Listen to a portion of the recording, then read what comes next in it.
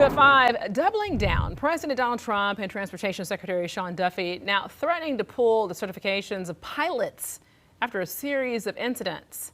Well, one of the most recent is out of Chicago's Midway Airport. A private jet without clearance crossed an active runway, forcing a Southwest plane to abort its landing to avoid a collision. Well, during a Sunday media chat aboard Air Force One, President Trump told reporters that he thinks the certificates should be taken away from the pilots who crossed the runway.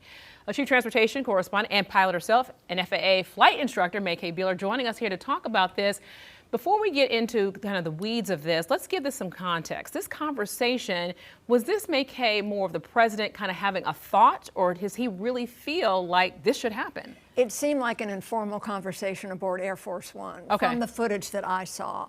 But he has mentioned it sooner, and Sean Duffy, our new Secretary of Transportation, did say it in a press conference earlier, especially after this happened, 10 days ago. So after hearing what the president said, as you being an FAA flight instructor yourself, take us through how you processed it. Well, you're not going to take their licenses away. I mean, that just depends. You're going to look into it. And the FAA has a wonderful program, the FAA Compliance Program. So when a pilot violates a regulation, they're not going to throw them in jail. I mean, unless it was with criminal intent, they're going to interview them and figure out, well, what happened here? Were you just not paying attention? Were you a rusty pilot? Were you unfamiliar with the airport? Was something wrong with the radio? They're going to interview the pilot. And if the pilot is open to discussing this with them, chances are they're going to be given some remedial training with someone like myself who will go over what the problem was. Let's talk about clearances at airports. Are you familiar with the taxi diagram? Stuff like that. They're not going to throw them in jail or take their license away.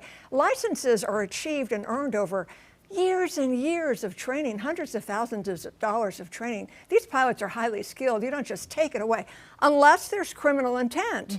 Now, if the FAA finds out they did it on purpose, they've got issues, criminal intent, now that's a different story. All right, so you teach pilots how to be able to avoid these types of situations known as runway incursions. Is that what it's called? Okay, so what's the typical punishment if somebody does make this kind of mistake? Right, so it's kind of like what I just said.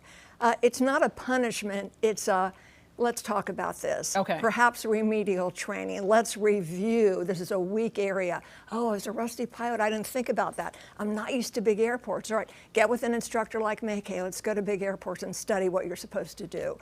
So yeah, remedial action. All right. Typically, it's not getting your license taken away from you, unless, again, it's criminal intent, which I've never seen. So have you ever really counseled another pilot on this kind of? I have, and I've taught a lot of ground school about communications, radio communications, and getting clearances at airports. Folks, airports are complicated mazes, especially a place like Midway or Chicago O'Hare, even DCA, Reagan National. All these taxiways and runways, and if you're not familiar with it, you may go the wrong way, cross the runway when you shouldn't be, on a taxiway you shouldn't be. So listening to ATC and understanding where you are is important, and I teach that.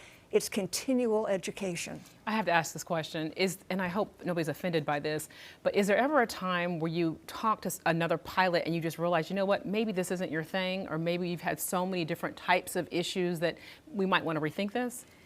Of the countless people I've taught to fly, there was one person. And she had a fear of flying. She was so afraid of it. I thought, why are you here? It was to please her father. Wow. I thought that's not a reason to do this. May K. Beeler, appreciate your insight. Thank you.